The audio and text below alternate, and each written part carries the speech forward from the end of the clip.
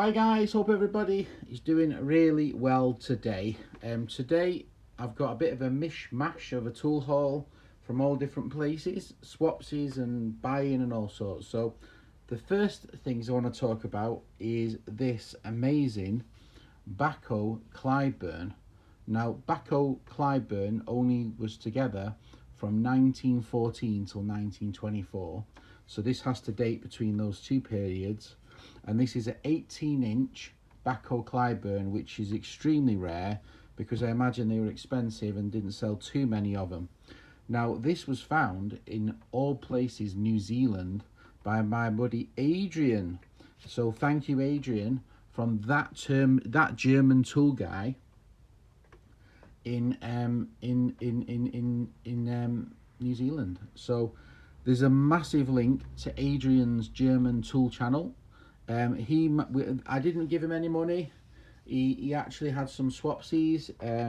Jack sacrificed one of his Stowwell or whatever miniature tool, socket sets, and then he had some of my German tools as well. So really go over, check his channel out and see what he managed to get from me. But he bought this. He haggled the guy.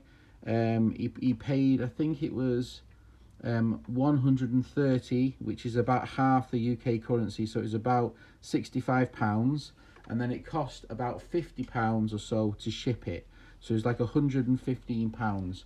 But if this was on if this was on Swedish eBay, this probably would have gone for around £200 to £300. But like you say, it's not a case of how much it goes for, it's a case when does it come up, because I've been looking well over a year and I've never seen an 18-inch ever. I've only seen one picture of one. That's it. That's all I've seen. So really pleased to get an 18-inch Clyburn. Thank you, Adrian. Go check Adrian's channel out. Funny enough, on eBay there was a Baco Clyburn 73, which is a bit more common, and I already have one, but in poor condition. This one's in lovely condition. Same again, 10 years, so it's over 100 years old. Well, at least 95 years old anyway.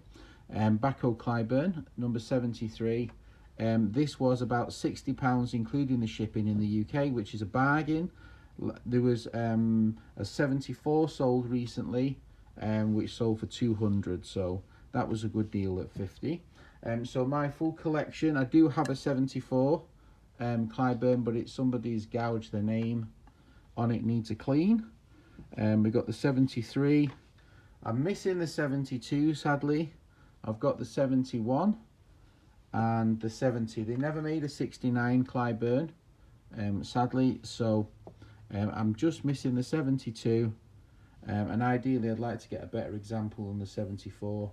So the full set of Baco Clyburns from the 1914 to 24. So thank you, Adrian, for helping me get a bit closer to finish in the set. I should be able to pick up a 72 at some point because they are reasonably common. I've just not managed to get one yet.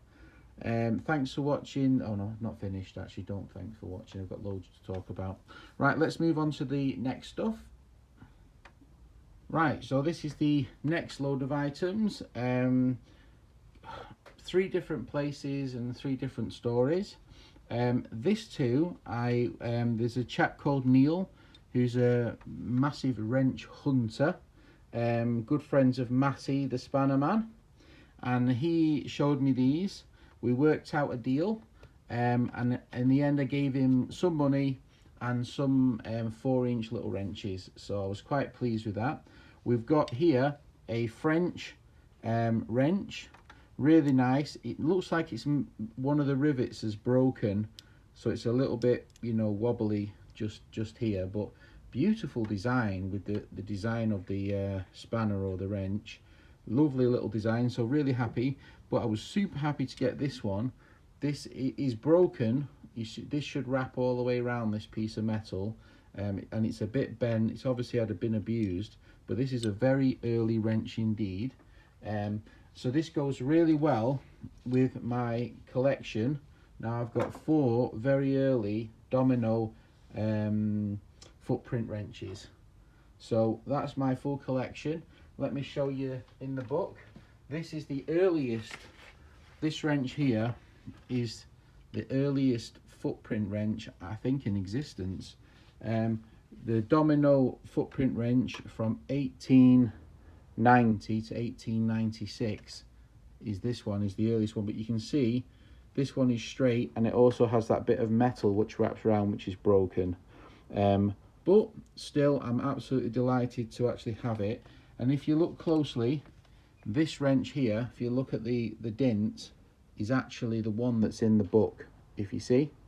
This is the one what's actually in the book, because Ron doesn't have actually this spanner. This was off Roger and I swapped it off. I bought it off Roger, so that's the actual one from the book. So yeah, so really pleased to get those 4 now. There's a smaller size of that. There's 2 more sizes of that. And you know, I'm almost there. We're getting there, slowly but surely we're getting there. So I love the French one despite the faults, love this one despite the damage. Now let's move on to the next item, which is the latest purchase. This is a very early pair, I don't know if you can actually read it, of E A Berg's Eskilstuna, Sweden. These are Berg pliers, but these are very early ones. They need a good clean up.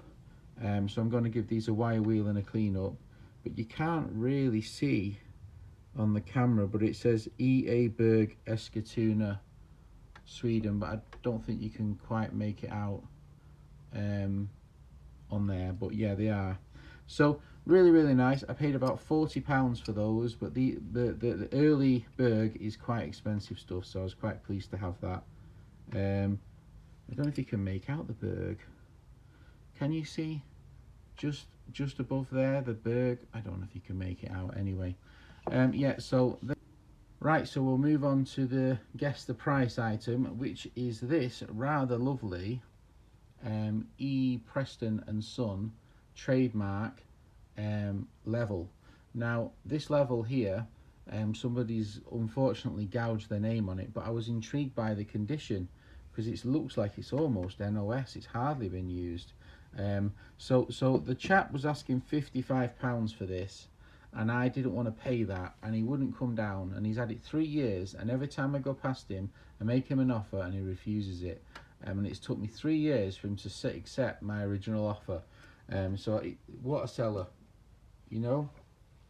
So when I got home, I looked in my drawer and I only had one already. I didn't even realise. That's a bad sign, isn't it, when you don't even realise you've got something. But what I would say is this one is all worn, and it's been, you know, it's really battered the wood. You can see it's had a hard life. This one's in excellent condition. So yeah, and it is, according to the guy, it's from 1900 to 1934 with the original clear bubble, and mine has got the yellow bubble, so I'm guessing it's not original. So yeah, 2 of those, so that's the guess the price. How much did I pay for the level? I wonder what your thoughts were.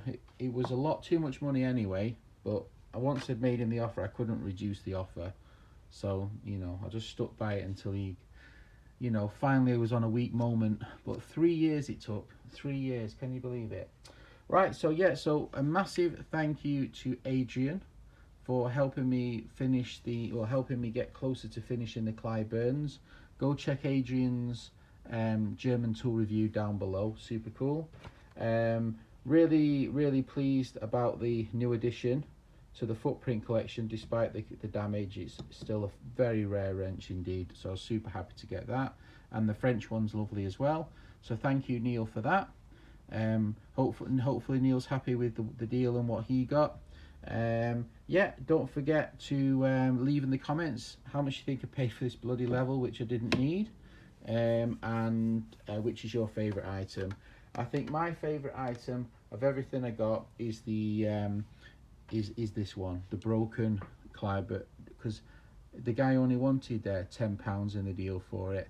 That one was the expensive one, so I was really pleased. I think it's a beautiful, I know it's all damaged, but I just love the design of it. I think it's fantastic. All right, thanks for watching. Take care, have a great day. Bye.